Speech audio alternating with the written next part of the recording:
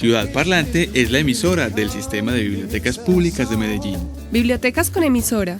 ¿Por qué? Porque las bibliotecas no solo son edificios, no se construyen con andamios, no son bodegas para libros, son semillas que se siembran y van creciendo lentamente. Las bibliotecas son el parche, son el parque de diversiones, el lugar de encuentro. Y hoy también son ondas de esta ciudad parlante. Ciudad Parlante, lo que piensas, suena.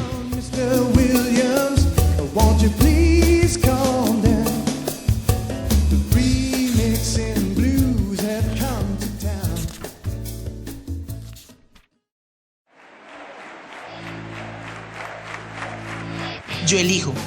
Participemos juntos en la construcción de la ciudad que queremos habitar. Bienvenidos una vez más a una emisión de Ciudad Parlante con su franja Yo Elijo, un programa que busca incentivar la participación ciudadana. Hoy en la mesa de trabajo me acompañan Viviana Álvarez e Isabel Cardona. Quiero saludarlas y también para que nos cuente Isa quiénes son nuestras invitadas del día de hoy y cuál es la temática que vamos a conversar. Muy buenos días, Ana, muy buenos días, Viviana. Qué rico nuevamente compartir una mañana de martes con estos temas tan interesantes y tan útiles para nosotros, para nuestro ejercicio ciudadano. Esta mañana tenemos dos invitadas súper especiales. Tenemos a María Clara Echeverría y María Cecilia Múnera, profesoras eméritas de la Universidad Nacional de Colombia, y vamos a conversar hoy sobre derecho de moradores. ¿Cómo estás, Viviana? Bienvenida. Hola, compañera, muy bien. ¿Y tú? Buenos días. Bueno, invitamos a nuestro público a participar en el foro con sus comentarios. También agradecerle a Viva la Ciudadanía y a Tejiendo Acciones Conjuntas por la posibilidad de hacer estos programas y tener estas invitadas tan maravillosas el día de hoy. Bienvenidas, María Clara y María Cecilia. Muchas gracias por la invitación. Y bueno, a todos gracias. Escuchando. Mil gracias también les doy por la invitación. Muy contenta de estar aquí con personas que ya conocían, a María, a Isabel, a Viviana no la conocía, pero sí la ubico muy bien. Bueno, muchas gracias por invitarnos a este espacio tan especial. Y a ustedes por aceptarlo. Entonces, para entrar de pronto un poquitico en materia, hoy vamos a hablar sobre la política pública de moradores y bueno, todo lo que se teje alrededor de esta. Es una política pública que el Consejo de Medellín expidió a finales del 2019 en el Acuerdo 145. Se llama Política Pública de Protección a Moradores y Actividades Económicas.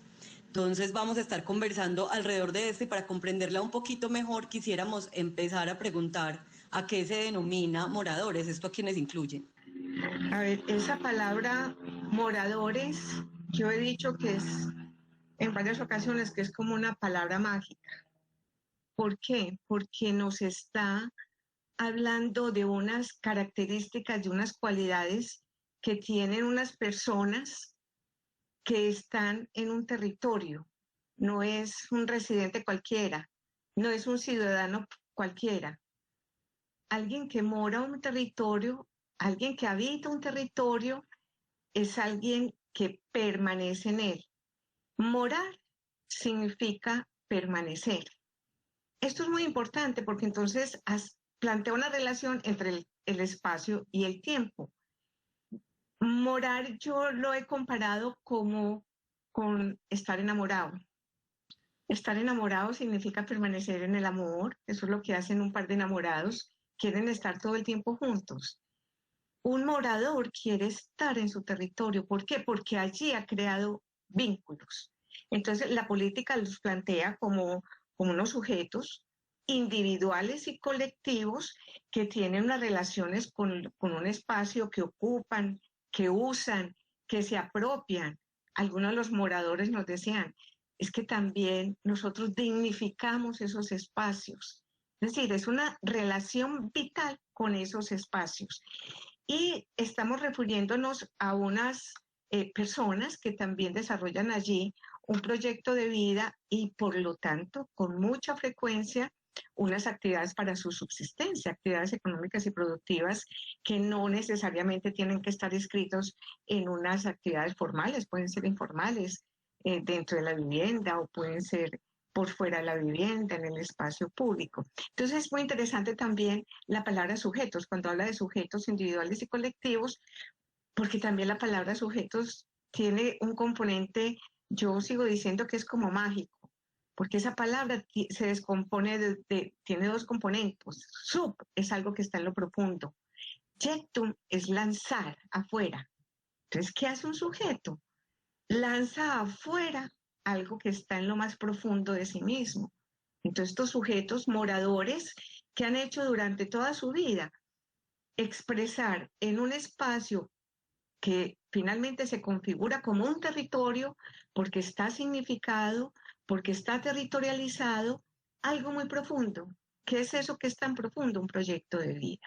Entonces, realmente cuando estamos hablando de los moradores, estamos hablando de unos sujetos individuales y colectivos que han desarrollado un proyecto, que están desarrollando un proyecto de vida en unos territorios y allí van configurando unas formas de existencia, unos modos y unos medios de vida. No sé si María Clara querrá complementar un poco esa definición. Pues más allá que complementar, porque creo que está bastante claro, o sea, ahí como tratar de conectar este asunto del morar con una palabra que tal vez la hemos usado mucho más, que es el habitar, o sea, ser habitante, construir un hábitat, un espacio donde nosotros nos desenvolvemos, donde nosotros desplegamos la vida cotidiana, nuestras relaciones, y esto lo comprende mucho la gente que tiene esa vida barrial, esa fuerte vida barrial, donde han ido, digamos, desarrollando como unas prácticas, unas costumbres muy propias, y los territorios van adquiriendo unas características que son diferentes de otros. Entonces, el morador tiene, digamos, también esa experiencia vital, digamos, de ser constructor de su espacio, de ser constructor inclusive de sus reglas de juego, de sus lógicas. Entonces, de pronto la conexión con el habitar, en el sentido de que es la palabra que más hemos aprendido a usar.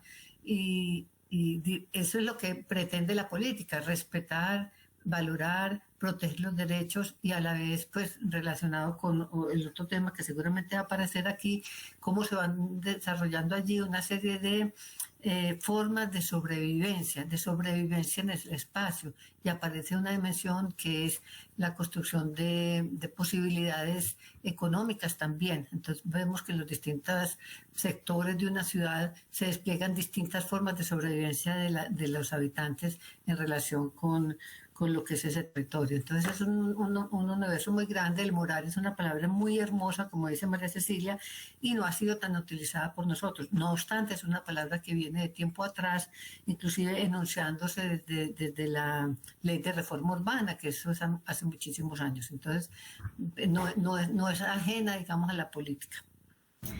Es muy bonito porque además entonces es una palabra que no es ajena, es decir, todos somos moradores en ese sentido, ¿no? Todos en la medida en que habitamos un territorio, construimos un tejido social con otras y otros, pues entonces resulta que esa palabra no solo no nos es ajena, sino que nos incluye. Claro, ese es un punto central y lo hemos conversado muchísimo nosotros, porque el tema, digamos, siempre se ha pensado que quienes hemos trabajado sobre el asunto del hábitat estamos trabajando solamente para entender cómo es que habitan los sectores más vulnerables o los sectores populares. No, realmente todos habitamos. Lo que pasa es que todos habitamos de distinta manera y todos construimos, y esa es una lógica territorial, construimos unas formas de hacer el territorio diferentes, y no solamente en lo físico, sino en las prácticas. Y es que los distintos territorios acaban teniendo una forma en la que se da la vida, y asimismo al interior de la ciudad hay sectores, digamos, muy diferentes a otros, porque sus habitantes, sus moradores, los han configurado desde unas prácticas muy distintas y también desde unas composiciones físicas, pues obviamente muy distintas, no solamente porque se diferencia entre los más pudientes o los que tienen más limitaciones económicas, sino porque se diferencia en cómo se vive el espacio, y eso es muy, muy importante. Bueno. Y de pronto hay también resaltar que, o sea, todos somos moradores y todos podríamos ser susceptibles en algún momento de estar afectados por alguna obra pública o por alguna intervención urbana de distinto tipo. Entonces esto es muy interesante porque es una política que nos compete a todos. Es decir, no es a los que están afectados en este momento por alguna intervención urbana, por alguna obra pública, sino que es algo que nos compete a todos porque realmente todos podríamos estar afectados en algún momento de nuestra vida. Con base en eso, yo quisiera preguntar a qué nos referimos cuando hablamos del derecho de permanencia. Bueno, yo voy a hablar de algo antes de hablar del derecho a la permanencia, que me parece que es importante aclarar como qué persigue la política, ¿sí? Pero en general, no voy a meterme a sus particularidades. O sea, esta política plantea proteger a los moradores y a las actividades económicas y productivas, pero no a todas las que hay en cualquier lugar de la ciudad, sino en aquellos que por alguna razón han sido o van a ser afectados por obras públicas o privadas. Y dentro de esas obras públicas, o sea, si hay un proyecto de mejoramiento integral, si hay un proyecto de gestión del riesgo o de prevención de desastres o inclusive en desastre, si hay un proyecto de una obra pública, llámese un puente, llámese una avenida, llámese el metro de la 80 que se va a hacer próximamente, si hay un proceso de renovación urbana, que ustedes saben que la renovación urbana es una forma, digamos, de intervención más desde los mismos propietarios que hay en unos sectores para transformar esos territorios. Cualquiera de estas intervenciones, cualquiera de estas acciones sobre el espacio físico va a afectar a los moradores que están allá sentados, va a afectar a las actividades económicas y productivas que están afectadas. Entonces la política, digamos, pretende proteger los derechos de esos moradores que son afectados por estas obras, no la totalidad de los moradores que en este momento no están siendo. Pueden ser en un futuro y en caso de que sean afectados, serían cobijados por la política. Entonces es muy importante porque si bien, digamos, el derecho a la vivienda y muchos derechos cobijan a la totalidad y a cualquier poblador, en este en particular la política se enfoca a, ojo, atendamos casos en los que los derechos de ciertos grupos han venido siendo vulnerados, no solamente en Medellín, o sea, es en muchas partes del mundo por las obras, digamos, en las que se interviene, sea el sector público o el privado. Entonces es muy importante acotar bien cuál es la delimitación de la política. Y ahí sí, hablar del derecho a la permanencia. Entonces, si hay una población que está residiendo en un lugar y en ese lugar, bien sea porque hay una situación de alto riesgo y hay que intervenir para hacer una prevención de un desastre, o porque hay un desastre en curso, o porque hay un puente que se está diseñando, un metro que se está diseñando, o una renovación urbana. Si hay una población allí, esa población se debe tratar desde la política, desde las instituciones públicas y privadas, buscando el máximo, digamos, de alternativas para que ellos permanezcan, bien sea en el sector o en el sitio, si es posible. El sitio opera mucho en los casos de mejoramiento barrial, por ejemplo, pero si no es posible, por lo menos que haya en el sector una preferencia para que se mantengan en ese sector y no pierdan una serie de vínculos, de relaciones, tanto sociales, culturales, económicas, funcionales, que tenían antes. Entonces el derecho a la permanencia nos dice, hay una búsqueda de proteger ese derecho. Hay casos en los que es imposible no moverlos, pero sí hay una búsqueda, digamos, del máximo, minimizar también el reasentamiento de población. Entonces ese es un poco el asunto del derecho a la permanencia. Se desprende el derecho a la ciudad, el derecho a la permanencia y la búsqueda de minimizar los casos de reasentamiento. Ese es un poco lo que plantea uno de los componentes de la política. Hay otras políticas públicas en el país también de moradores, pero yo creo que mejor primero complementa María Cecilia y luego, si algo me respondes la pregunta. No, yo simplemente iba a hacer alusión que este derecho a la permanencia es uno de los principios de la política de protección a moradores y como lo decía María Clara, pues viene ligado con el principio del derecho a la ciudad y también a la minimización del reasentamiento. Pero hay otros que están también muy, muy ligados al derecho a la permanencia, que tienen que ver con la dignidad humana, con la identidad socioterritorial, con la misma equidad social y territorial. A ver, ¿por qué?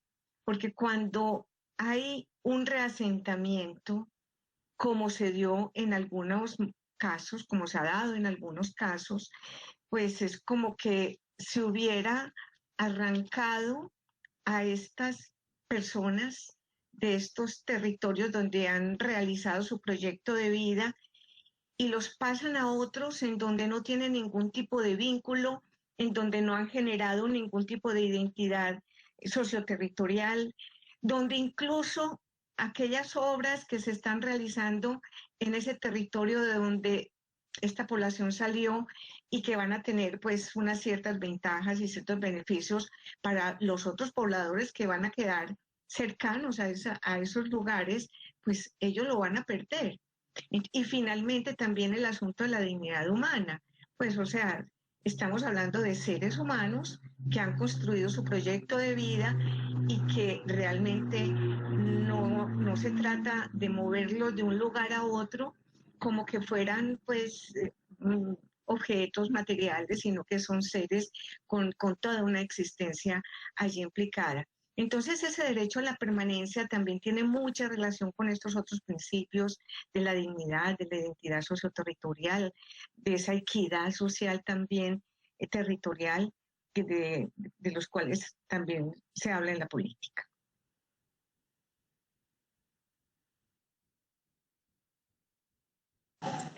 Gracias, María. Bueno, María Clara y María Cecilia, nos surge también una pregunta. ¿Cuáles son las vulneraciones que históricamente han sufrido los moradores y cómo afecta el desarrollo de la ciudad a estos? Bueno, a ver, lo primero empecemos por qué es una política pública, ¿sí? Una política pública existe porque la sociedad de conjunto reconoce que hay un problema público, o sea, un problema que ya no es de los individuos, digamos, de los derechos del individuo exclusivamente, sino que es un problema que marca significativa lo que sucede en la sociedad. Ha sido muy claro para nosotros la noción, digamos, de salud pública. También hubo una época, y todavía la hay en el país, en el que la salud pública se ha considerado que es uno de los proyectos más revolucionarios en salud, ¿sí? Y que se cataloga como así, están defendiendo derechos de la sociedad en su conjunto frente a la salud. En este caso se reconoce que en particular en la ciudad de Medellín, y Ana, que lo preguntabas, en el país no hay otra política pública de protección de moradores. Sí hay acciones, pues obviamente, y hay normas que las protegen tanto en el país como a nivel internacional, pero como política pública esta es la primera y creemos que en América Latina es innovadora, es pionera. Pero volviendo a esto, pasa que a lo largo de la historia de Medellín se encuentran múltiples experiencias en las que bien sean por grandes proyectos, tanto como por proyectos pequeños, se está afectando tanto la estabilidad como las formas de vida, como el futuro, sobre todo el futuro de las poblaciones, y hay impactos muy negativos. Hay impactos muy negativos por inadecuado manejo de los proyectos, probablemente proyectos muy importantes como tal, el proyecto en sí, pero con muy mal manejo en términos de lo que sería la atención a la situación de los moradores, o sea, donde se volvía más importante el proyecto mismo que los moradores. Aquí hay experiencias y hay instituciones que han entrado en un proceso como de autoevaluación y consideración de que también lo han hecho mal, Entonces la ciudad empieza tanto desde las organizaciones sociales como con acompañamiento en un momento de la personería. Aquí hay un observatorio sobre reasentamiento de población que está con la personería, con la Universidad Nacional. Ahí estuvo, bueno, nosotros como la Universidad Nacional obviamente hemos hecho parte, pero también desde el posgrado de planeación urbano regional con otra profesora que fue muy líder en ese proceso, que es la profesora Analia Rincón, etcétera. Se empieza todo un proceso como de conciencia de aquí, ante esto hay que actuar porque es un problema público. Pero por lo demás, en el plan de ordenamiento territorial queda definido que va a haber una política pública de protección de moradores, que va a haber una política de protección de moradores. Entonces, eso es desde el 2014. Se empieza un proceso que llevó muchos años, donde hay resultados muy hermosos de unos documentos, pues tanto de un diagnóstico de lo que pasaba en Medellín y con experiencias como la de la Paralela, la de Moravia, el túnel de Occidente, el tranvía de Ayacucho, en Naranjal. Y miremos que hay experiencias muy distintas. También suceden alrededor del riesgo y del desastre. También puede haber muy maravillosas intenciones en atender una situación de alto riesgo, pero mal desarrolladas en términos de lo que es la protección de los moradores y a veces inclusive con acciones de carácter, podríamos llamarlo violentas o por la fuerza, si es que la fuerza no siempre la denominamos como violenta, para mí sí es, pero bueno, de todas maneras hay una serie de mecanismos pues muy contundentes, pues las normas mismas posibilitan las acciones de institucionales para acciones. Entonces es muy complejo entrar a reconocer que hay un gran problema, pero entonces ¿cómo lo vamos a encarar? Entonces empiezan a hacer todo un diagnóstico donde hay una conciencia, el Departamento Administrativo de Planeación reconoce y es uno de los promotores, digamos, de la formulación de esta política. Es muy interesante cómo desde la misma planeación, bueno, en consecuencia, siguiendo los lineamientos del plan de ordenamiento territorial, hay unas contradicciones muy grandes. Tenemos un plan de ordenamiento territorial muy fundado en estos macroproyectos y muy fundados en la renovación, que definen grandes proyectos urbanos, grandes transformaciones urbanas, pero entonces, ¿qué va a pasar con la población? La profesora Analia decía, es que la política de protección de moradores es como el espíritu ético del plan de ordenamiento territorial. Estaría allí, digamos, la regulación social de lo que sucede con el ordenamiento del territorio.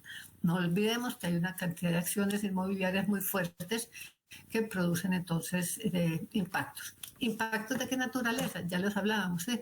O sea, se desestabiliza, la gente puede quedar sin vivienda o la gente queda sin su tejido. Nosotros en la universidad hemos hecho investigaciones sobre el reasentamiento de población, por ejemplo, hacia la ciudadela Nuevo Occidente, lo que pasó con los grupos de Moravia cuando se trasladaron, o cuando, por ejemplo, hay obras alrededor de la quebrada de la Iguana, ¿sí? Y cómo hay una obra prevista hace años y cómo hay una cantidad de situaciones del periodo anterior a ser trasladados que afecta fuertemente a las comunidades.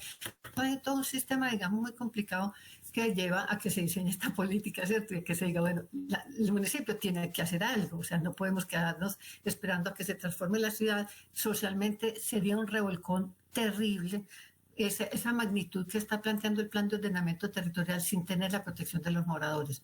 Hay una frase muy dura, la voy a decir, que es la que mencionan las mismas organizaciones sociales. Ellos se llaman víctimas del desarrollo, ¿sí? Ellos se llaman a sí mismos, nosotros somos las víctimas del desarrollo, o sea, y lo planteaba en un momento dado alguien de la personería, es que el desarrollo del progreso no se puede hacer a costa de la fatalidad de las comunidades. Entonces tenemos una responsabilidad social, digamos, tanto del sector privado como del público y obviamente de toda la ciudadanía, de proteger a los moradores, sean de altos, de bajos ingresos, de ingresos medios, cualquiera es un morador que tenemos que proteger.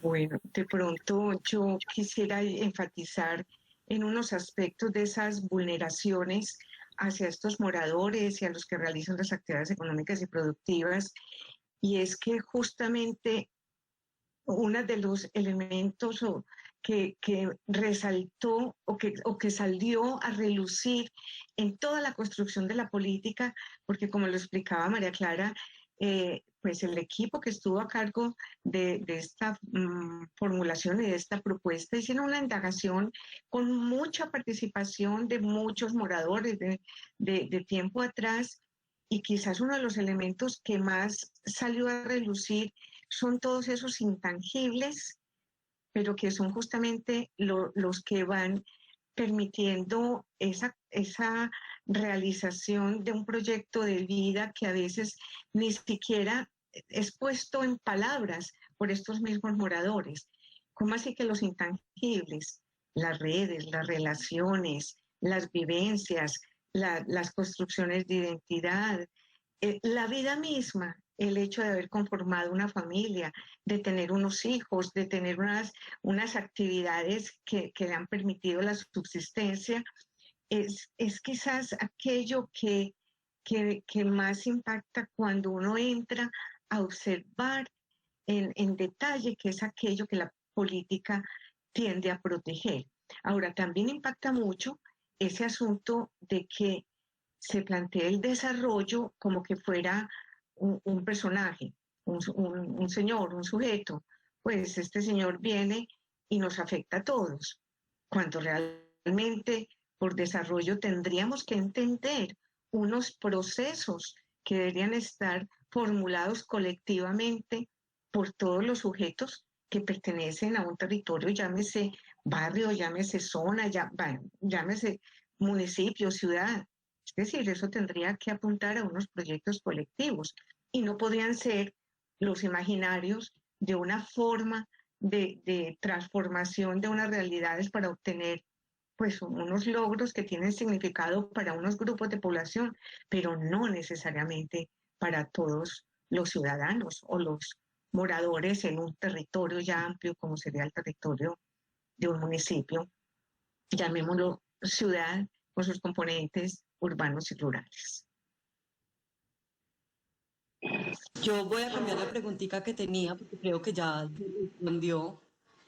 Y quería preguntar, pues también por algo que está diciendo María Cecilia, es qué grado de impacto debe tener una obra o un proyecto de desarrollo para que haya, es que como recién la voy a formular, la tengo ahí como patinando. Pero, por ejemplo, un proyecto como las escaleras eléctricas de San Javier, ¿cierto? Tiene un impacto muy barrial. Y un proyecto, no sé, como el Metrocable, el Metro Plus de la 80, por ejemplo, tiene un impacto más a nivel de ciudad. ¿Cómo son estos impactos para definir que se desplaza o no un morador? Eso por un lado. Y lo otro es, por ejemplo, con respecto a lo que pasa con las escaleras de San Javier, que termina de pronto invadiendo un poquito la privacidad de esos moradores. Esa privacidad también se incluye dentro de esta política pública, por ejemplo. Ese cambio en el modo de vida de quienes quedan habitando, pero quedan habitando de una manera diferente. No sé si me quedó muy compleja la pregunta. No, a ver, de pronto como ese asunto como de los impactos, ¿quién define finalmente cuáles son esos impactos y si la obra se realiza o no se realiza? Justamente, pues, este acuerdo, el acuerdo está planteado, dijéramos, en dos componentes. Un componente es como los principios generales, los elementos más estratégicos, donde están los fundamentos, las intencionalidades, los objetivos, aquellos elementos que se van a proteger, la definición, pues como estas definiciones que se plantean ahí como nociones estructurantes del acuerdo, que es muy importante porque es lo que le da todo el sentido, dijéramos, a la política. Y otro componente, que es un componente que se plantea con el componente operativo, que ya se plantea como un protocolo. En ese protocolo se definen unas fases, incluso para los distintos procesos o formas de intervención que están en este protocolo, están agrupados, pues María Clara ya habló de ellos, pero tienen como unos ciertos agrupamientos, pero en principio las distintas intervenciones, en las distintas intervenciones se identifican tres fases. Unas fases que son como los preliminares para la realización de la política, que tiene que ver, dijéramos, con las condiciones de factibilidad de la protección a moradores en cada una de esas intervenciones. Entonces, por ejemplo, en las modalidades de intervención que tienen que ver con el mejoramiento barrial, con la obra pública, incluso con la prevención de desastres, de riesgos y desastres que son más asociadas, dijéramos, como a las intervenciones desde el ámbito de las entidades de nivel central, entidades públicas de nivel central. ahí se definen unos pasos, básicamente en esta modalidad son 5 pasos y en cada paso varias actividades, en donde es muy interesante porque se articula lo que en la política plantean como las líneas estratégicas, que son cuáles, lo que hay que proteger, hechos de reconocimiento y protección, la línea 1. En segundo lugar, el tema de la participación, que aquí se involucra, por un lado, pues la participación de los distintos actores que tienen que estar allí, que son responsables también de la ejecución de la política, pero y sobre todo los moradores y los que realizan actividades económicas y productivas, que algunos no son moradores, sino que vienen de afuera, pero igual están allí en ese territorio. Y en tercer lugar, la articulación, que sería la tercera línea estratégica, la articulación de todos los entes que están interviniendo en todas estas modalidades de intervención. Entonces, ¿qué pasa con ese protocolo? En esta primera fase, es una fase en donde se va a determinar si la política de protección a moradores es viable y no es viable o no es viable. Entonces, si no es viable la realización de la política de protección a moradores, esa intervención no se podría ejecutar. Sí, entonces ahí se establecen, dijéramos, unas relaciones en principio con las comunidades. En primer lugar, pues estamos hablando de unas instancias organizativas que deben representar efectivamente a los moradores. Entonces no estamos hablando únicamente de organizaciones formales, pueden ser informales, se pueden dar en el momento en que se va a dar una intervención. ¿Para qué? Para que ellos contribuyan a establecer un diagnóstico concreto de cuáles van a ser sus afectaciones. A partir de esas afectaciones se evalúan los impactos. Evaluando los impactos, entonces se ven las alternativas y se entra también, o sea, la idea es que se mantenga un diálogo permanente con los moradores para ver cuáles son esas alternativas dijéramos, de compensación o de restablecimiento de esos modos y medios de vida que van a quedar afectados. Y en ese diálogo entonces se debe definir entonces si se avanza con eso o no se sigue avanzando con esas obras. El caso de las intervenciones que se han sido ya realizadas antes de la formalización de la política, es muy difícil plantearlo porque pues no sabemos a ciencia cierta hasta dónde se llevaron, dijéramos, a cabo estos pasos, por ejemplo, sí, y se determinó un poco esas posibilidades de una consulta mucho más a fondo con los moradores. Ahora, lo que es muy importante es que también cuando hay estas intervenciones se tiene que dar la conciencia también por parte de sus moradores de que va a haber, dijéramos, una alteración en esos modos y medios de vida. Y aquí entra otro de los principios que se plantea como la resiliencia territorial.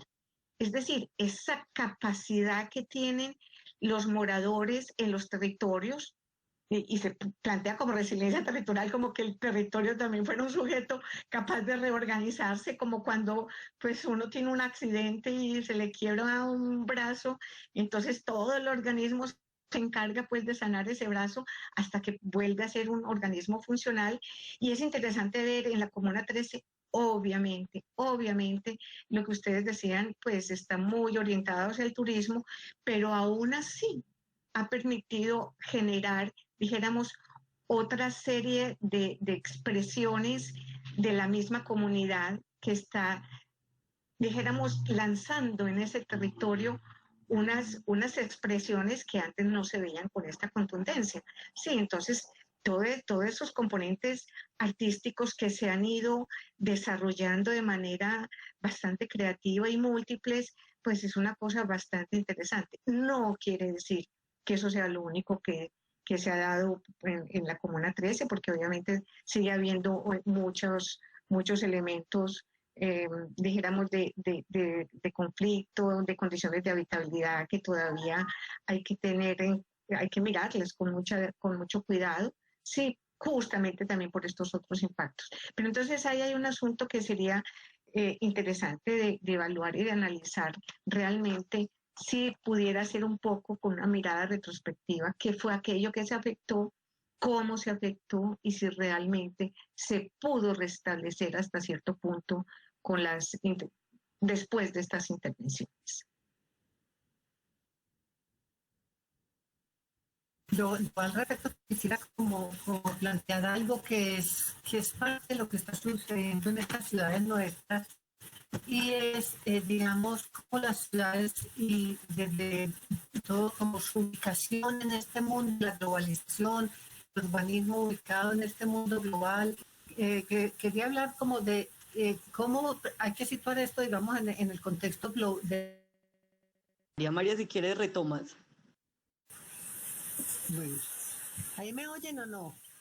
Ahora sí, María. Ahora sí. Bueno, ya me moví para otro ladito.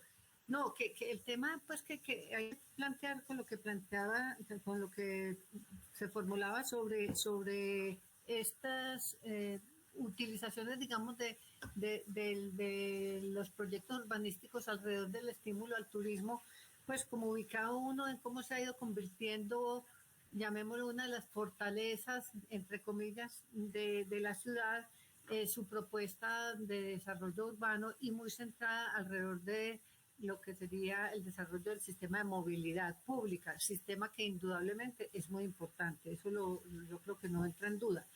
Pero a la vez, en este mundo de la competitividad y de visibilizarse internacionalmente, inclusive movilización de inversionistas y todo, tanto de inversionistas para estas obras como para otros intereses, pues digamos, de inversión empresarial. Entonces, pues se ha ido haciendo demasiado énfasis sobre lo ejemplar y el modelo de Medellín para todo lo que sería, digamos, el mercado pues del urbanismo y se va haciendo atractivo al turismo. Entonces, este es un fenómeno pues que también lo han vivido a su manera y de otra forma ciudades donde el turismo se fundamenta en otras cosas. Uno podría decir que en Cartagena es casi imposible ya ser un ciudadano allá sin estar invadido de turistas. Igual le pasa a muchas de las ciudades europeas. Entonces, es una cosa muy complicada porque se irrumpe, digamos, desde una cuestión local, desde una cuestión global, se irrumpen las localidades, se afecta. También hay impactos positivos, ¿cierto? Podríamos decir que los que han logrado en el Santo Domingo arriba del Metrocable establecer ofertas económicas, digamos, servicios económicos a todo ese turismo, pues también se benefician de él. Pero sí es cierto que ese es un fenómeno, pues, para destacar de lo que pasa adicional, digamos, frente a proyectos que no necesariamente han expulsado población. Muchos de esos proyectos pueden tener como principio la no expulsión de la población. Hay otros proyectos, y no quiero citarlos porque haría un error sin tener los datos específicos, han expulsado población del mismo sector sabiendo que hubieran tenido posibilidades de mantenerlas en el sector a partir de unas intervenciones urbanas en viviendas diferentes. Pero ese ya es otro de los temas pues que nos podría interesar aquí, ¿cierto? Yo quisiera así preguntar a modo de chisme, ¿cuáles fueron como los hitos o las situaciones o las primeras movilizaciones que dieron origen a esta política pública? ¿En qué momento como que se dijo, bueno, esto se necesita por este caso en particular o cuáles serían esos hitos? Si existen. Pues así como tener un recorrido y una secuencia cronológica no lo podría decir, pero está muy claro que, bueno, por un lado lo que hay alrededor de la paralela, el puente Madre Laura, eso organizó muchísima gente, ¿sí? En el tranvía de Yacucho también, en Naranjal, digamos, Naranjal ha tenido unas luchas a lo largo de su historia muy fuertes, ¿sí? Yo diría que ahí están situados gran parte de los que pudieron haber sido más significativos, pues, como movilizadores de esto. De todas maneras, no podemos desconocer que en Medellín hay grupos, digamos, de gente que ha estado persiguiendo siempre la protección de los moradores y que ha habido muchísimas intervenciones que realmente han tocado intereses de los moradores o formas de vida de los moradores que los han tenido bastante descontentos. O sea, hay momentos en los que hay mucha más capacidad de diálogo y otros en los que hay menos, de acuerdo con el estilo de los gobernantes, ¿sí? Una política pública que es muy interesante, está por encima de los gobernantes. O sea, es un consejo de la ciudad que define una política por encima de los gobernantes. Entonces ha habido momentos de intervenciones más respetuosos, más dialogantes con la comunidad y otros en los que las comunidades generan mucha resistencia frente a cómo se ha obrado con los proyectos, incluyendo proyectos de mejoramiento, ¿sí? Paradójicamente, ¿cierto? Y entonces, puntualmente, ¿cuáles serían las garantías como con esa política? Como que uno diga, bueno, la política pública, entonces lo que garantiza, usted puede hacer uso de esa política para garantizar qué cosas puntualmente. Es muy buena pregunta, María Cecilia, arrancas tú. Bueno, a ver, yo creo que una de las cosas también importantes en la política es cómo va, dijéramos, concretando aquellos elementos que son, dijéramos, como los elementos que se van a proteger, sí, por decirlo así de alguna manera. Pero arranca de lo que ya anteriormente habíamos dicho, de algo como muy abstracto, que son los modos y medios de vida. Entonces, ¿qué es lo que va a proteger? Unos modos y medios de vida que los moradores y que aquellas personas que realizan sus actividades económicas y productivas en esos territorios han tenido durante un tiempo, ¿sí? Y que tienen mucho significado para ellos porque configuran su forma de existir en esos territorios, diciéndolo de manera muy genérica. Ahora, ¿en qué consisten esos modos y medios de vida? ¿Cómo se pueden observar? ¿Cómo los podemos llegar, dijéramos, a valorar? Eso es un punto interesante porque cuando empezamos a hablar de valoraciones, casi que siempre se nos viene a la mente el signo pesos, ¿sí? Y resulta que hay muchos intangibles que no se pueden pagar con plata, con dinero, sino que se pueden compensar de otras formas. Entonces, en el mismo proceso, la política va identificando, dijéramos, esas riquezas en los modos y medios de vida que tienen estos moradores en esos territorios y los identifica en unos componentes que para nosotros en la academia, pues, y cualquier academia, desde que estábamos en primaria, en bachillerato, siempre encontrábamos materias como fragmentando, dijéramos, la vida humana en materias. Entonces aquí lo concretan en 6 tipos de valoraciones que lo llaman capitales. ¿Cómo así que capitales? ¿Por qué capitales? Eso es como que aludes como a riqueza, sí, es que alude a riqueza, aunque como les estamos diciendo, no siempre tiene que estar representado en dinero. Entonces, ¿cuáles son esos elementos que se valoran, que configuran la riqueza de los moradores? Son elementos físicos espaciales, como la vivienda, como los espacios públicos. Estamos hablando de elementos de la naturaleza. Entonces, también capitales naturales y ambientales, capitales sociales. O sea, toda la riqueza de las redes sociales, comunitarias, organizacionales, que pueden ser formales o informales. El solo hecho de que yo tenga un grupo, qué sé yo, que nos reunimos cada semana a realizar alguna actividad productiva o no productiva o lúdica, ya eso está configurando una riqueza social que si yo me voy de ese territorio probablemente la voy a perder. Entonces, estamos hablando de un capital social, pero al mismo tiempo estamos hablando también habíamos hablado de un proyecto personal, familiar, entonces dijéramos, de unas capacidades que se han ido desarrollando en nuestros territorios. Estamos hablando de unos capitales humanos.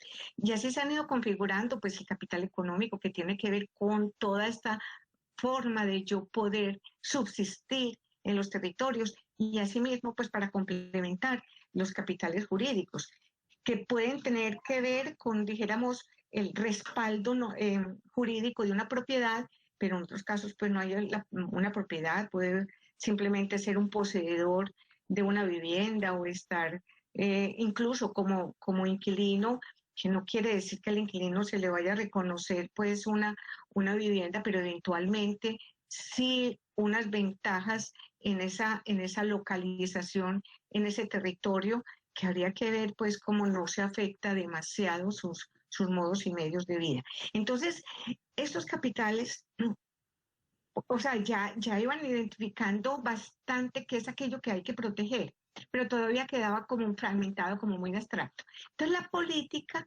plantea unos asuntos ya mucho más concretos que se denominan los hechos de reconocimiento y protección.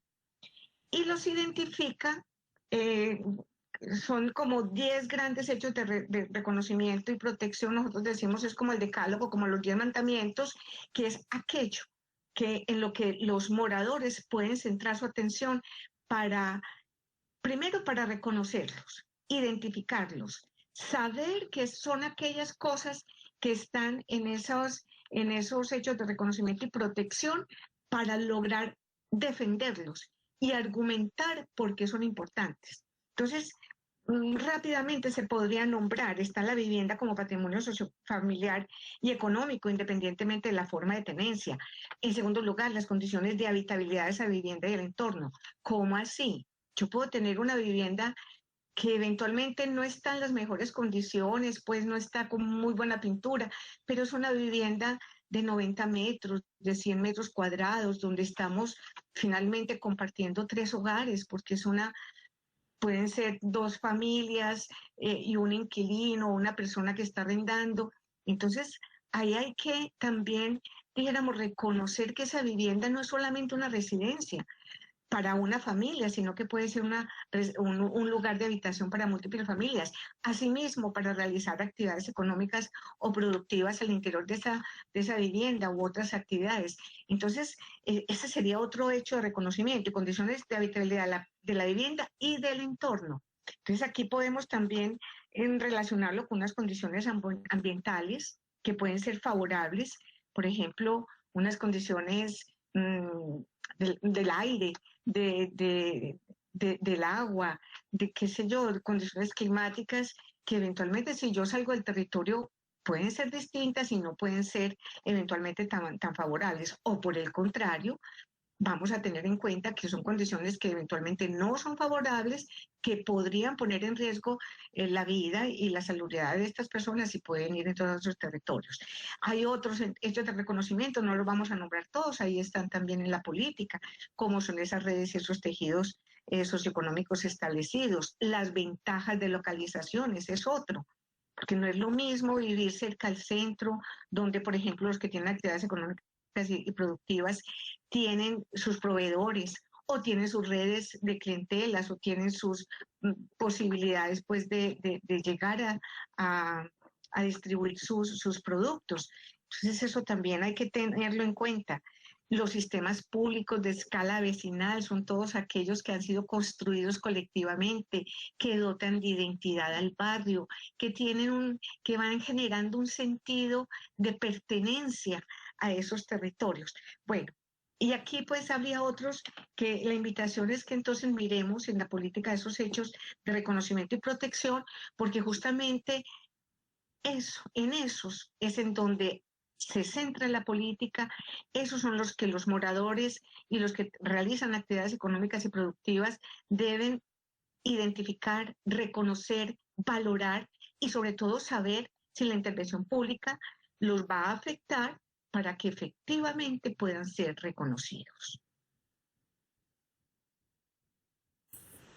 A mí me gustaría, como aprovechando este tema, conectarnos con un asunto que tiene que ver con la responsabilidad que se tiene sobre lo colectivo. O sea, un barrio o cualquier entorno es un hecho colectivo, ¿sí? Entonces aquí está, como parte de lo que nosotros hemos venido pues un poco trabajando y todo, cuando se plantea que estos son unos moradores que deben considerarse en su dimensión individual y colectiva, planteamos la necesidad de buscar y propender por mantener esa cohesión social de los grupos, o sea, esa cohesión que se produce alrededor de un territorio y que se debe, en caso de que sea afectado por un reasentamiento o en caso de que haya una serie de intervenciones en el espacio, porque el mejoramiento o la prevención de los riesgos obliga a readecuar en el sector el mismo espacio, haya al máximo una búsqueda de la cohesión social de los moradores.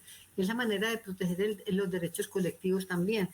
Y allí hay un componente muy importante y es el diálogo y la participación. O sea, la política plantea unos escenarios, más que escenarios, unos procedimientos, digamos, con actividades para que haya participación de las comunidades. Eso tiene dos componentes, dos responsabilidades muy grandes. Una, la del operador del proyecto, que sea público o privado, tendría responsabilidad, digamos, de lograr al máximo el diálogo y la construcción de alternativas. Y también responsabilidad de los mismos moradores, en el sentido de tener una capacidad de mantener su cohesión, de visualizar lo que son, digamos, el conocimiento que tienen sobre su propio territorio y de tener capacidad para dialogar sobre alternativas. El tema de alternativas es muy complejo, ¿cierto? Porque obviamente sabemos que nos podemos encontrar un diseño técnico, pongamos el caso del metro, un diseño técnico del metro, o ponemos o el diseño técnico o las condiciones técnicas, digamos, de la recuperación de una zona de altísimo riesgo.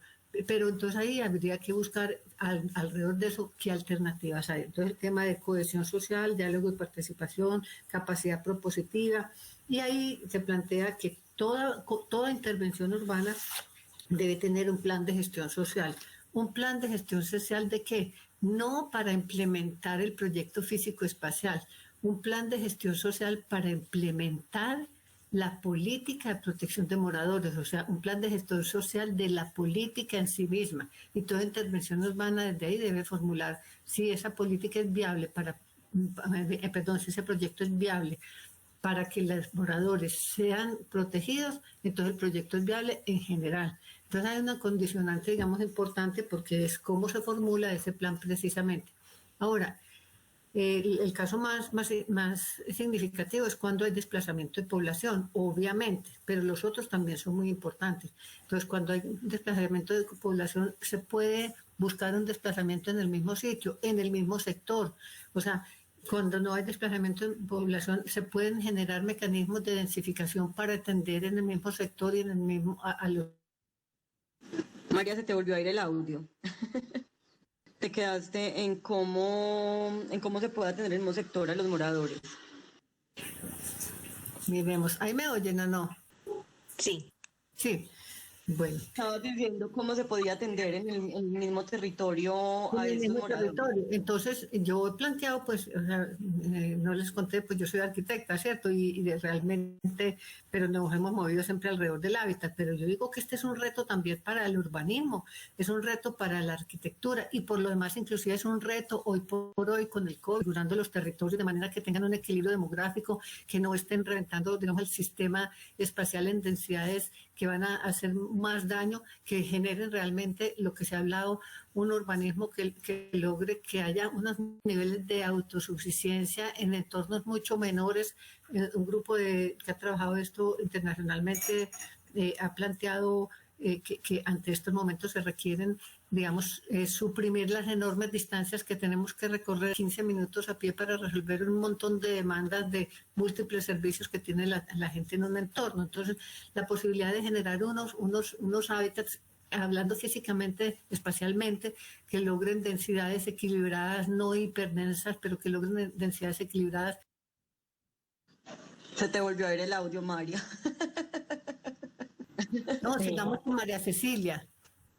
A ver, miremos, yo quisiera de pronto complementar algo de lo que estaba planteando María Clara sobre el tema de la gestión social, porque realmente hasta hace unos años, cuando se planteaban estas intervenciones, la gestión social que se hacía era una gestión limitada a lo que se planteaba como el censo, al reconocimiento, y el censo era fundamentalmente también focalizado en la identificación y valoración de los predios. Entonces, prácticamente la gestión social era una valoración del predio, pues la vivienda, tratar de convertir eso pues ya en términos monetarios para que estos operadores urbanos pudieran proponer una indemnización a los poseedores de estos bienes, sobre todo bienes inmuebles. Con la política, ya esta gestión social, incluso cuando se habla de censo, se habla de un censo integral, que no es un censo, sino que justamente es un diagnóstico que es mirando esos múltiples capitales y tratando de identificar realmente cuáles son esas afectaciones desde esa perspectiva mucho más integral. Entonces, esa gestión social implicaría un equipo interdisciplinario, es decir, que mire por un lado los aspectos financieros, los jurídicos, pero también los componentes humanos, las afectaciones, los impactos. La gente, o sea, y con toda razón, se ve impactada profundamente con las intervenciones, ya, sobre todo cuando les toca un reasentamiento, pues. Y si son personas o grupos en situación de vulnerabilidad, llámense en adultos pues muy mayores o personas con algún tipo de discapacidad o personas que incluso están en ese territorio y que fueron desplazados de otros, entonces es volver otra vez a arrancar a otro lugar, eso genera unas afectaciones psicológicas y emocionales muy profundas que pueden llevar a estados de morbilidad realmente muy delicados. Entonces aquí realmente se plantea un acompañamiento por parte de la política, un acompañamiento integral, como para resaltar un poco también ese tema de la gestión social. Muchas gracias, María Cecilia. Bueno, yo les pregunto, ¿cómo se diferencian los derechos entre las actividades económicas, productivas y de vivienda? Pues realmente la política plantea como esos dos grandes frentes de protección, el de los moradores y el de las actividades económicas y productivas. Entonces, cuando estamos hablando como entre los negocios y la vivienda, realmente a veces no es posible diferenciar demasiado. Obviamente, cuando estamos hablando de vivienda, generalmente lo estamos asociando a una, condición de habitación, sí, de residencia, pero recuerden también que la vivienda puede ser un espacio y en general en muchos de nuestros barrios, y no solamente de los estratos más bajos, sino en los estratos medios, estrato 4, estrato 5, se ven la realización de actividades económicas y productivas al interior de la vivienda.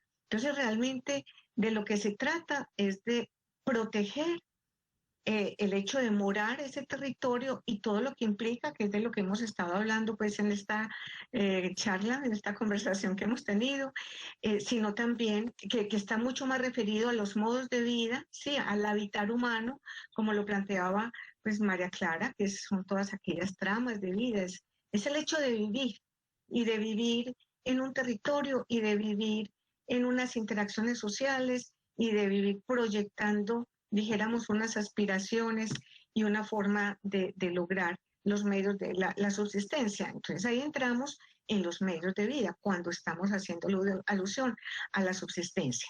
Entonces, particularmente con los medios de vida, que es ya lo que tendría que ver más con las actividades económicas y productivas, podemos diferenciar aquellas que se desprenden de los mismos moradores, de los habitantes, y que la realizan allí mismo, en ese territorio. Entonces, los que la realizan en su propia vivienda, como decíamos, en el espacio público, pueden salir pues al parque del mismo barrio o al espacio público, qué sé yo, o tienen también su local, sí. Pero aparte de estos moradores, hay otras personas que no viven en ese territorio, viven en otros barrios, en otras comunas, a veces incluso en otros municipios, y vienen a este territorio porque allí tienen sus negocios, que pueden ser igual, actividades económicas y productivas, formales o informales. Hay muchos, por ejemplo, vendedores ambulantes que vienen al centro y ese es su territorio donde está su medio de subsistencia. ¿Por qué? Porque allí tienen sus clientelas, ahí tienen, dijéramos, la manera específica de constituir sus medios de vida o de realmente encontrar una forma de subsistencia, pero ellos viven en otros territorios. Entonces, a esos que ya tienen, dijéramos, unos medios de vida establecidos, unos negocios establecidos formales o informales en los territorios, también se les reconoce. Ahora, ¿cómo es el reconocimiento? Pues no necesariamente tiene que ser en dinero, en algunos casos podría ser, ellos pueden entrar también en negociaciones, pero en otros casos podría ser, por ejemplo, en el caso de una renovación urbana, mirar cómo quedan unos espacios adecuados para que estas personas que han realizado esas actividades económicas y productivas las sigan desarrollando en ese territorio. ¿Qué debe tener en cuenta los moradores para poder ejercer su derecho y cuáles son esos obstáculos legales que pueden presentar en la, pues digamos como en la reclamación? Pongo el ejemplo, en muchas casas se realizan, por ejemplo, cuando van a trasladar a una persona, muchas veces le compran la vivienda, ¿cierto? Pero muchas de estas casas, de los barrios sobre todo, han construido planchas sobre el aire de su vivienda y muchas veces no son reportadas como una nueva vivienda o con servicios aparte o con otra dirección, sino que simplemente se ha ido como valorizando de alguna forma esa vivienda por la infraestructura. ¿Qué tienen que tener ellos en cuenta para poder reclamar esos derechos en cuanto al valor real de esa vivienda cuando ya han ido construyendo, pero no se ha reportado, por ejemplo? A ver, pues responderte esa pregunta en términos tan específicos es muy difícil. Es muy difícil porque allí, pues, la valoración en términos monetarios de una vivienda, cuando está también, dijéramos, mediado por todo este asunto jurídico, hay que hacer pues unas aproximaciones muy específicas y unas valoraciones muy específicas. Entonces, eso pues está también, dijéramos, hay unas normatividades previas que también tienen que ver como con los procedimientos para establecer esos valores monetarios de las viviendas. Ahora, aquí lo que me parece interesante de la política es que, y es lo que queremos también, como que nos salgamos de ese esquema, que lo único que nos van a ofrecer es una compensación monetaria. Porque entonces, para poder reclamar, como tú estabas diciendo, a ver, esa protección, lo primero que hay que hacer es reconocer y valorar esos modos, esos medios de vida. La política habla de sujetos de derechos y de obligaciones. Los moradores, pues en las reuniones que hemos tenido con algunos dicen, pero ¿cómo así que nosotros tenemos obligaciones si nosotros somos los que nos sentimos afectados, en algunas situaciones prácticamente agredidos? Pues justamente la obligación es ser conscientes de cuáles son, dijéramos, esas riquezas que tienen en sus formas de habitar, para poder argumentar qué es lo que quieren que se les restablezca para lograr continuar con un medio y un modo de vida específico. Habrá algunos que, por ejemplo, dicen, no, pues yo estaba teniendo este negocio porque era pues como lo único que yo encontré. Pero, por ejemplo, ya hemos estado hablando con otros vecinos que podíamos aprovechar la oportunidad para que nos den una capacitación y montemos una empresa comunitaria, por decir algo. Entonces, ahí realmente cuál va a ser, dijéramos, el reconocimiento y la valoración, va a ser el restablecer unos medios de vida que además van a tener un plus. Pues no voy a estar yo solo enfrentándome a tener que volver a constituir pues mi negocio obviamente tiene el derecho también a un acompañamiento, porque cuando estamos hablando también de esa protección a las actividades económicas y productivas, no solamente en el antes, sino en el durante y en el después, está contemplado que estas personas, por ejemplo, entonces tengan un acompañamiento hasta que logren consolidar ese negocio. Sí, pero no es lo mismo, por ejemplo, si entonces aparece esta oportunidad de configurar una empresa comunitaria o colectiva u otro tipo pues de negocio que él toda la vida había soñado y eventualmente no había logrado pues como ponerlo en práctica, y aquí reunido con otros vecinos dice, esto es lo que nosotros queremos. Entonces eso es lo que es interesante, porque implica una toma de conciencia de cuáles son aquellos elementos que son los realmente significativos y salirnos como únicamente de ese esquema como tan estrecho que es únicamente la valoración económica, que obviamente también está planteada y que se mantiene también dentro de esa posibilidad de una indemnización monetaria. Ahora, ahí obviamente aquí entran pues unas lógicas de la valoración del suelo que son complejas, porque una cosa es el suelo entonces que se entra a transformar, y otra cosa es el suelo, el valor del suelo después de una transformación. Allí ya hay una plusvalía que se genera. La pregunta es entonces, ¿cómo podemos también beneficiarnos de esas plusvalías si nos quedamos en el territorio sin que tampoco esas mismas plusvalías nos vayan a expulsar? Porque entonces el valor del suelo finalmente va a implicar un valor mayor en los servicios, como ha sucedido, o un valor mayor en un aumento en el estrato que finalmente va generando esos procesos que hemos conocido con el nombre de gentrificación, y que más que gentrificación han sido de expulsión, porque generalmente o muchas veces ni siquiera vienen personas pues de un estrato mayor, sino que es la misma obra pública la que terminó expulsando a estos moradores. Entonces es mirar dentro de esa complejidad realmente cómo los moradores y los que tienen estas actividades económicas y productivas pueden salir adelante con sus proyectos individuales, familiares, colectivos, tanto a nivel del morar en el territorio como al nivel de realizar esas actividades económicas y productivas como medios de vida. Voy a intentar hablar, a ver si nos deja la red. Hay una cosa que me parece, pues con todo lo que ha planteado María Cecilia, que es así, que hay que destacar, y es el tema que se plantea como capital jurídico, o sea, ¿de qué dispone una comunidad para defender sus derechos? Es una cosa muy compleja, pero es un poco qué fortalezas puede tener una comunidad para defender sus derechos. Volvamos al derecho individual y al derecho colectivo, ¿sí?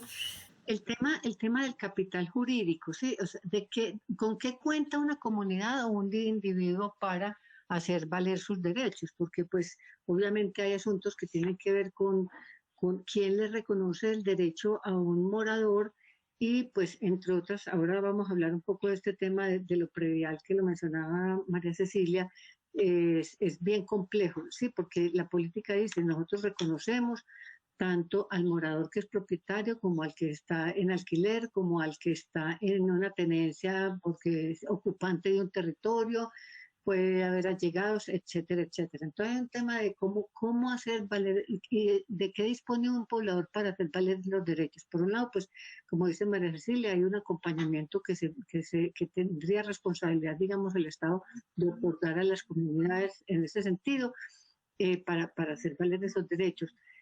Lo otro es, entonces, un propietario ante la ley tiene unos derechos consignados, claro está, ¿sí? Una persona que es inquilino no necesariamente tendría un derecho muy, muy colateral, digamos, y cómo podría ser cobijado, digamos, para buscar una alternativa, digamos, de existencia ante una intervención determinada. un poseedor, una persona que lleva poseyendo un lugar, aunque no tenga papeles, tiene también y puede tener derechos que la misma ley lo puede proteger. Entonces, digamos, desde ese punto de vista jurídico, frente a lo que sería el asunto del suelo, ahí hay unas pues como planteamientos, pero no es que se pueda salir, obviamente, una política de estas de lo que la ley colombiana define como marco legislativo, ¿cierto? Entonces ahí hay una cosa importante y es cuáles son, igual sucede con las actividades económicas y productivas, o sea, cuando está en una condición o en la otra, pero entender ese capital jurídico es importante. Lo otro que es esta construcción colectiva que planteábamos nosotros. O sea, si la comunidad misma define un interés por mantener su colectividad, entonces buscaría gestiones y negociaciones de carácter colectivo, que es lo que nosotros pues como Escuela de la Vida siempre hemos propendido, no dejar desarticular a las comunidades porque ellos son ahí es donde radica, digamos, el vínculo pues con el territorio más fuerte. Bueno, entonces como para ir concluyendo un poco como con el programa del día de hoy, yo quisiera preguntarles cuál es la importancia de la participación ciudadana en la construcción del plan de ordenamiento territorial que nos protege de vulneraciones de estos derechos. Bueno, definitivamente, pues la participación es lo que le va a dar, dijéramos, marco a cualquier tipo de intervención.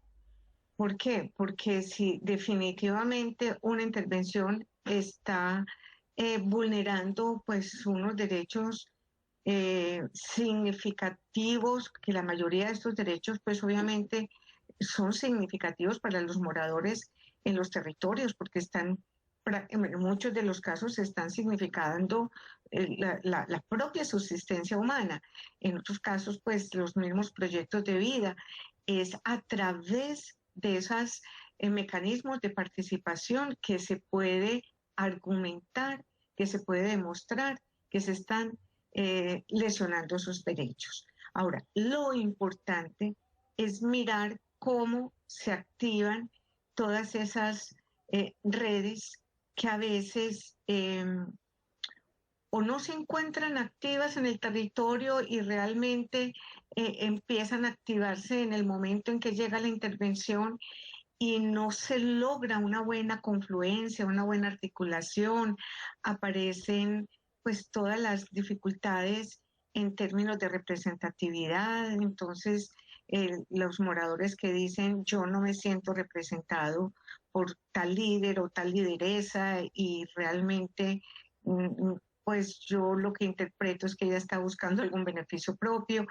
Eso obviamente lo que va a llevar es a una mayor fragmentación de la población y yo creo que ya lo decía María Clara, divide y reinarás. Entonces solo si tenemos, nosotros hemos hablado mucho cuando hemos trabajado el tema de la participación social en función de esas construcciones socioculturales múltiples hacia unos horizontes de sentido colectivo, realmente lo que tendría que hacerse y no en el momento de la intervención. Miren, las experiencias que ustedes los ven justamente, por ejemplo, en la zona nororiental, hay unas organizaciones muy fuertes que se han, dijéramos, anticipado a las intervenciones públicas en términos organizativos, en términos de horizontes de sentido, saben lo que quieren, conocen su territorio, saben qué no quieren, sabe cómo las intervenciones públicas pueden afectar elementos significativos de esas dinámicas territoriales, de esos modos y medios de vida de los habitantes y son capaces de argumentarlos. Sí, entonces estamos hablando de unos procesos organizativos que llevan tiempo y que solamente cuando están realmente consolidados son capaces de hacerle frente a una intervención. Porque si llega la intervención y nos coge desorganizados, es muy difícil. Pues se puede lograr, pero es muy difícil hacerlo a veces en tan corto tiempo. Entonces es un poco el llamado también y la invitación que le hemos hecho a las distintas instancias de organización comunitaria territoriales pues de distinto orden, es que avance en esos procesos organizativos, construyan unas formas de representación legítimas que realmente tengan esos vínculos comunicacionales permanentes y significativos con las poblaciones de base, que en este caso serían los moradores. Yo quisiera, como para rematar, si no se me va el sonido, decir una palabrita que ha sido mencionada a lo largo de toda esta charla, pero que no se nos quede en el tintero. Esta política, a diferencia de otras intervenciones, se centra sobre una observación a los impactos posibles que puede desatar una intervención en el espacio sobre... A María se le va siempre el sonido cuando nos va a decir dónde está la huaca. Es cierto, yo iba a decir que esto parece como una película de suspenso, que lo cortan a uno en el momento más importante. No, Clarita, los tenés pues en ascuas. ¿Dónde nos quedamos? Los impactos posibles ahí. ¿Sí? Eso, sí. Pues, una observación sobre los impactos posibles para precisamente actuar en búsqueda de resolver, para minimizar esos impactos, para que pueda mejorar la vida, para que se pueda sostener unas condiciones de vida futuro y obviamente si hay impactos positivos, pues aprovecharlos al máximo. Pero el tema de impactos es lo que hace la diferencia frente a la manera como se diagnostica. Y la fase previa, esa fase del antes, en la aplicación de la política, para que los proyectos tengan siempre un antes muy sustentado, es determinante para poder cumplir a futuro la protección de los moradores, que es de donde salen finalmente, como observamos la realidad, entonces cómo vamos a actuar frente a esa realidad. Si la observamos mal, pues actuamos mal. Entonces ese es como un elemento clave metodológico y de intencionalidad de la política. Agradecerle mucho a María Cecilia, a María Clara, a Catherine también por hacer el puente, a Viva la Ciudadanía y a Tejiendo Acciones. Seguir invitando al público a que deje los comentarios, eso es un pregrabado, pero de todas maneras pueden dejar comentarios y opiniones en el chat de YouTube y pues si hay preguntitas por ahí para resolver, pues buscaremos buscar las respuestas también para ponérselas en el chat. Entonces, nada, muchísimas gracias por su disposición, por su tiempo. A Vivi y a Isa también muchísimas gracias por acompañarnos aquí en la mesa de trabajo y recuerden que nos mueve la cultura y que nos vemos dentro de 8 días con un nuevo tema de participación. Perfecto, con mucho gusto y que sigan por ese camino. Gracias. Muchas gracias. Mil gracias a ustedes por la invitación. La radio está más viva que nunca y las bibliotecas te piden que no te calles, que te expreses, que hables, converses, rías, cantes. Ahora la radio tiene un lugar en las bibliotecas y las bibliotecas caminan buscando su lugar en la ciudad. Ciudad Parlante, lo que piensas suena. Este programa fue producido por el Sistema de Bibliotecas Públicas de Medellín. Los invitamos a seguir nuestra programación a través de las redes sociales del Sistema de Bibliotecas. En Twitter e Instagram nos encuentras como Bibliotecas Med. En YouTube y Spotify, Bibliotecas Medellín. A través del sitio web www.bibliotecasmedellin.gov.co y en las diferentes fanpages de las bibliotecas. Y por supuesto, continúa acompañándonos cada martes desde las 8:30 hasta las 10 de la mañana por este mismo medio en Yo Elijo.